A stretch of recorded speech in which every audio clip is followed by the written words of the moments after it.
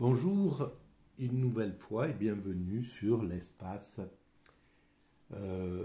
sur la chaîne YouTube liée au site mécaniqueuniverselle.net. Le site qui essaie de démontrer que l'humanité, dans son ensemble, évolue vers son ultime perfection. Nous construisons, sans le savoir,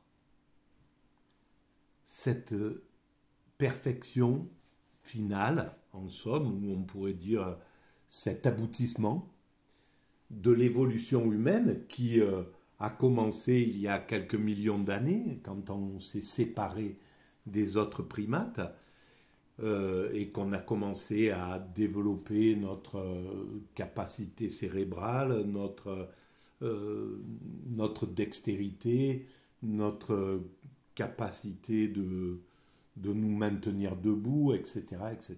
Puis plus tard, le fait d'apprendre la culture, etc., tout ce que nous avons découvert progressivement. Plus tard l'écriture, etc., la capacité d'accumuler des connaissances, de les stocker, d'abord à travers l'écriture, puis maintenant on voit à quel point nous sommes arrivés avec une culture qui est totalement universelle,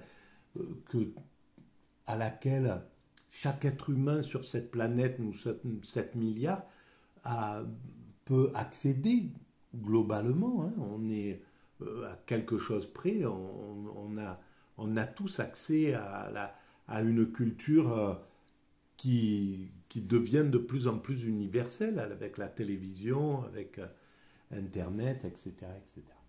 Bref, cette évolution, elle nous a conduits où nous en sommes, mais nous n'avons pas fini notre évolution. On travaille tous à cette œuvre qui est d'amener l'humanité à son ultime perfection, c'est-à-dire l'unité humaine, de manière à ce qu'il n'y ait plus de tension entre les groupes, parce que ce qui fait que, par exemple, les guerres actuelles, eh ben, c'est juste des nations qui se battent entre elles, par exemple, entre les Américains et l'Irak, ça a été ça, c'est des nations qui se battent entre elles, ou des communautés, telle communauté, la communauté israélienne et la communauté palestinienne qui se battent actuellement dans cette partie du monde. Au Yémen, c'est etc., etc., c'est tel groupe ethnique, etc. Donc, toutes ces appartenances qui font qu'on est, qui sont à l'origine de nos antagonismes. Et c'est pas, ça ne s'arrête pas là, hein.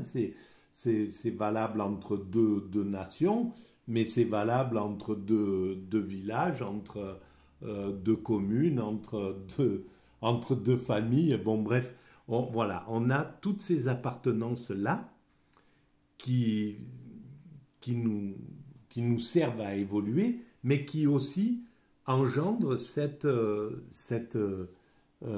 toute une grande partie de la violence que l'humanité doit vivre pour évoluer.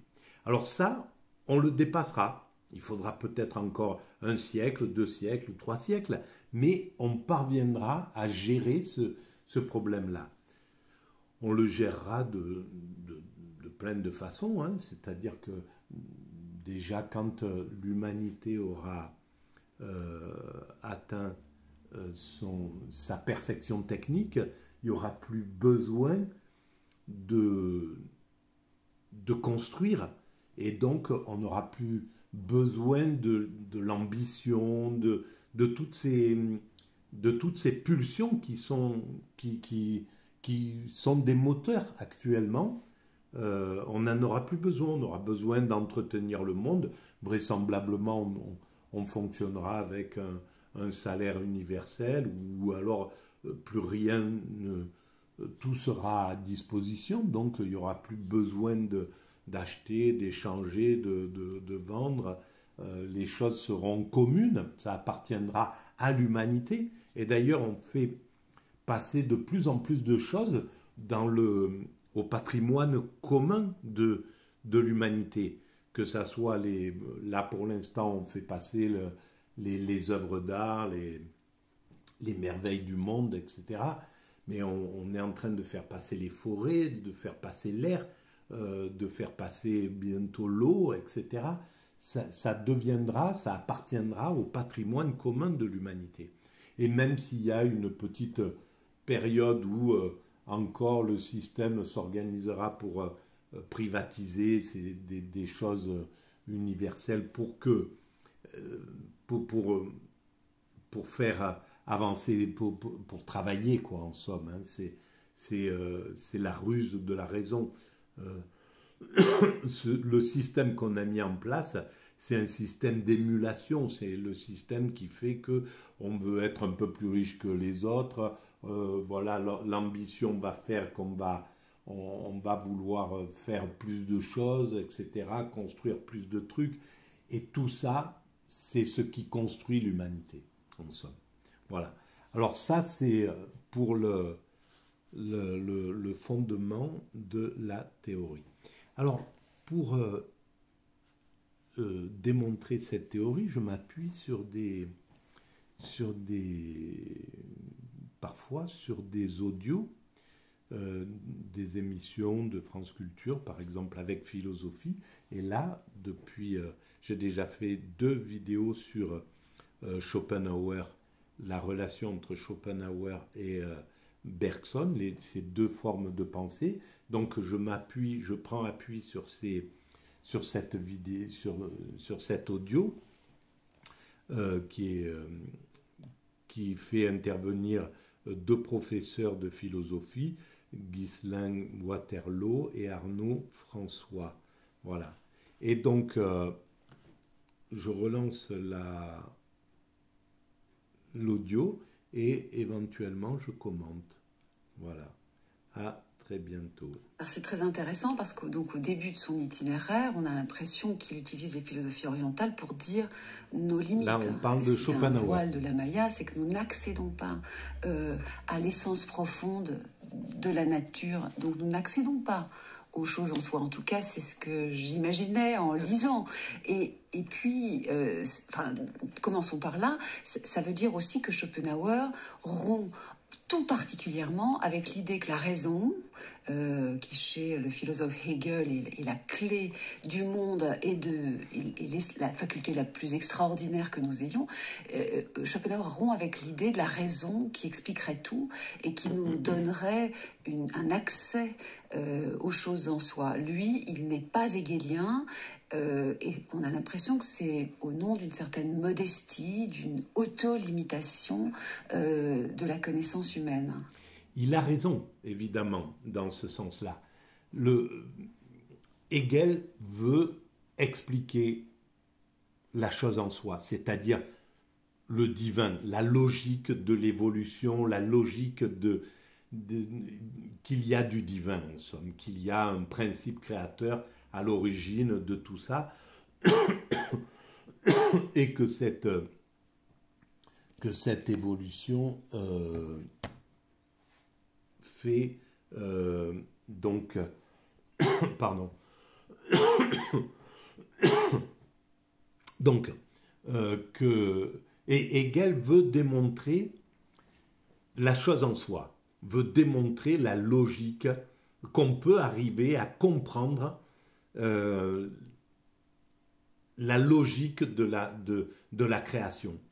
Et Schopenhauer, en ayant accès à la philosophie asiatique, à la philosophie de l'hindouisme, du bouddhisme, va penser, lui, que on n'a pas accès à la chose en soi. On peut pas, la raison ne peut pas comprendre le fondement de la création.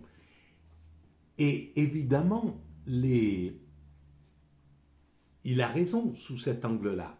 Le seul moyen pour comprendre le fond, pour être au contact réel de la du principe créateur, c'est à travers l'extase, à travers le nirvana, l'éveil, peu importe comment on appelle cet état transcendantal, cet état de conscience supérieure, mais c'est ce que démontre l'hindouisme, mais c'est ce que démontre aussi le christianisme, le judaïsme, l'islam.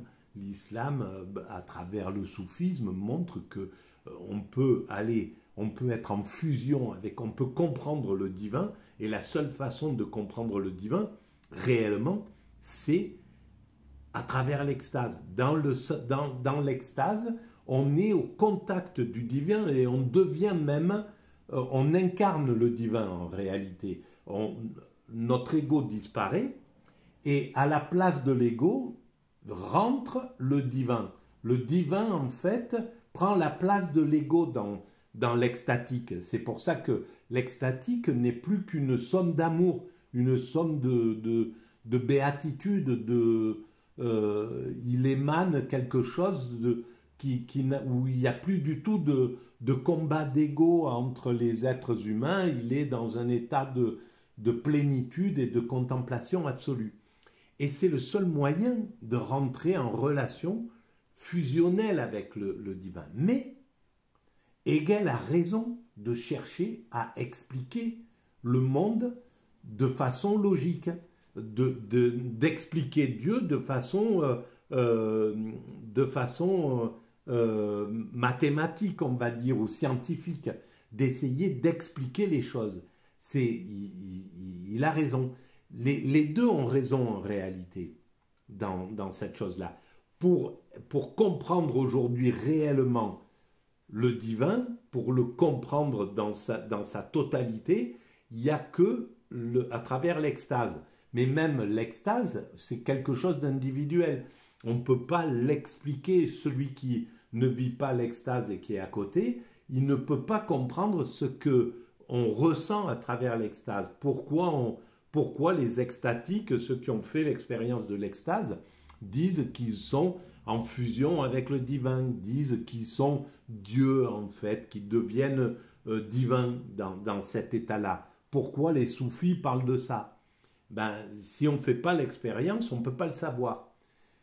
Et donc le scientifique, le philosophe chercheur scientifique, ou qui serait proche de, à la limite, ça serait un descendant de Kant, pour qui il faut rester dans la rationalité, eh bien, il ne peut pas expliquer ce que c'est que le divin, donc pour l'instant il l'écarte, mais un jour ou l'autre on pourra l'expliquer par la raison, évidemment, à mon sens.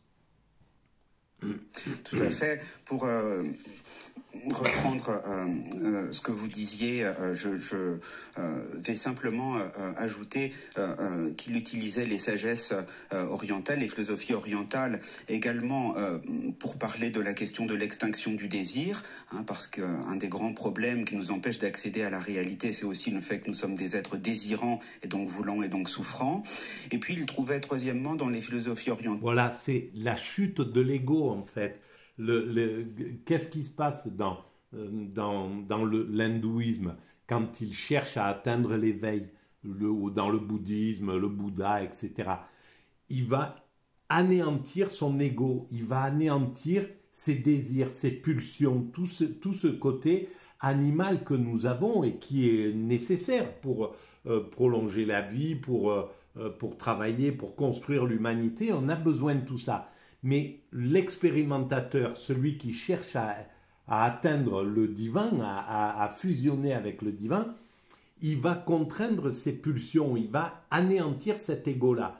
Et dans cette place vide qui est dans l'esprit, quand l'esprit est vide de ces pulsions-là, eh bien c'est le principe, c'est le divin qui prend la place. Et le divin, c'est une somme d'amour. C'est pour ça que quand on fait l'expérience de l'extase, on comprend que le divin, c'est l'essence de l'amour.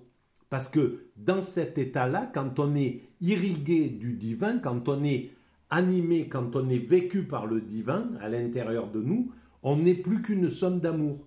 Et donc, ça veut bien dire que ce qui a pris la place, donc les particules élémentaires qui ont pris la place de notre ego, de nos pulsions, voilà, de tout ce qui fait que on se distingue les uns des autres. Moi, je suis un tel, je mesure tant, je pèse tant, j'ai tant d'argent, j'ai tant de pouvoir, je suis, etc., etc.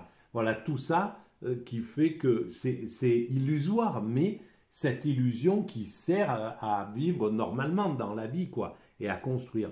Et bien, quand ça disparaît, on est envahi d'amour, et donc l'essence de la création, c'est le principe à l'origine de la création, c'est une essence d'amour. C'est pour ça qu'on peut l'expliquer comme ça. Et c'est comme ça que l'expliquent les soufis quand ils disent « je suis divin, j'atteins Dieu, j'atteins cet état de nectar, de sensation, de plénitude, de bonheur, d'amour, etc., etc. » Voilà. Un certain modèle de sagesse contemplative et détachée du désir. Et le modèle principal, il le trouve dans la sagesse brahmanique, voilà, qui est un certain type à côté des philosophies bouddhiques, taoïstes, qui est un certain type de représentation orientale du sage. Et tout ça l'amène effectivement à cette grande thèse anti-hégélienne, farouchement anti-hégélienne, que la raison ne nous dit pas l'alpha et l'oméga de ce qu'est le réel. Voilà, mais c'est juste des questions d'ego, parce que il avait trop d'ego, Schopenhauer, pour dire Hegel a raison de son côté. Il voulait en fait détruire il voulait être calife à la place du calife, et c'est l'ego qui fait ça. Mais c'est humain, hein, c'est tout simplement humain. Mais on le voit aujourd'hui dans les philosophes qui veulent détruire des icônes pour se faire aimer à leur place, en somme. C'est aussi simple que ça. Et c'est dommage, parce que, et bon, Schopenhauer, on le voit dans son combat justement contre Hegel, à quel point il est travaillé par ses pulsions, par ce désir de dominer l'autre, par ce désir de réclamer le pouvoir, etc., etc. Et ça, c'est un des moteurs, hein, de l'humanité. Malheureusement, s'il avait atteint le degré justement de ce dont il parle, s'il avait atteint l'extase, par exemple, eh bien, il aurait pu comprendre que cette lutte contre Hegel était inutile en réalité. Hegel avait raison sur le plan sur lequel il travaillait. Il renverse, pour ainsi dire, cette vieille question que posaient tous les philosophes allemands, c'est-à-dire les catégories, les concepts qui sont nés avec notre esprit, nous permettent-ils d'accéder à la réalité en soi? Tous constataient que non, mais tous en concluaient que du coup la réalité en soi ne nous était pas connaissable. Schopenhauer renverse en disant écoutez, non, c'est peut-être que nos catégories ne sont pas appropriées, qu'il faut s'en débarrasser, qu'il faut utiliser d'autres catégories ou d'autres voies d'accéder au réel. Parce qu'il y a quand même une voie d'accès. Il ne s'arrête pas à cette modestie, à cette humilité de l'homme. Il ne s'arrête pas là. Il n'est pas. Il rompt avec Kant au moins de ce point de vue-là, parce qu'au lieu de conclure de l'inappropriation de nos catégories à atteindre le réel, que nous ne pouvons pas atteindre le réel, il en conclut au contraire que nous devons faire autrement que d'utiliser nos catégories pour atteindre le réel. Vous voyez ? Il a absolument raison. C'est dans ce sens-là. On peut faire ça. Sauf que on ne peut pas le proposer à l'ensemble humain d'atteindre cet état-là. Parce que si on atteint l'extase, si l'humanité atteignait l'extase là, dans les minutes qui arrivent, elle s'arrête de travailler, elle passe du côté de la contemplation, et donc on arrêterait de construire l'humanité avant qu'elle soit finalisée. Il faut qu'on continue à avoir nos pulsions, etc. Donc ça peut intéresser que quelques éclaireurs, cette réflexion. Mais en réalité, il éclaire le fait qu'on peut comprendre le divin par une autre méthode, par la méthode brahmanique, donc qui a 3-4 000 ans en arrière, 5 000 ans peut-être, de l'hindouisme. Cette expérimentation de l'extase, c'est là où c'est vraiment incroyable, quoi. C'est pas d'aujourd'hui cette chose-là. La seule chose, c'est que on ne pouvait pas tomber dans le brahmanisme pur et dur, dans l'extase, avant d'avoir finalisé l'humanité. Donc ça pouvait concerner que quelques éclaireurs, que quelque chose d'un peu qu'on pouvait voir que, comme il le voit, comme Schopenhauer le voit. Il comprend le brahmanisme, il comprend qu'il y a cette voie qui permet d'atteindre le divin, de comprendre ce que c'est que le divin, mais il ne peut pas l'incarner, il ne peut pas le vivre, parce que ses pulsions sont trop fortes, etc., etc. Il doit vivre à travers ses pulsions. C'est une subversion de la question. Alors, est-ce qu'il ne ressemble pas quand même à Hegel, même s'il change de faculté? Ce n'est plus la raison qui accède à l'essence du monde, voilà, c'est la volonté. Comment en est-il sûr? Alors, comment en est-il sûr? Il en est sûr, à nouveau, par une expérience. Et c'est vraiment ça qui l'oppose à Hegel, si vous voulez. C'est que Hegel conclut de l'inappropriation de nos catégories qu'on doit y introduire la contradiction. On doit remanier le principe de contradiction. Et c'est ça qui lui permet à la fois d'accéder au réel et à la fois de conclure que le réel est rationnel. Schopenhauer refuse d'instaurer le principe de contradiction dans ce rôle-là. Il continue de ce point de vue-là d'être un rationaliste seulement classique. Mais pour lui, ce qui remplit le rôle que Hegel confère à la raison, c'est simplement une expérience, et c'est l'expérience de vouloir. Le fait de vouloir, ça nous met en rapport avec le mouvement premier des choses, de toutes les choses. Exactement. Voilà. Ben, je vais arrêter là pour cette vidéo.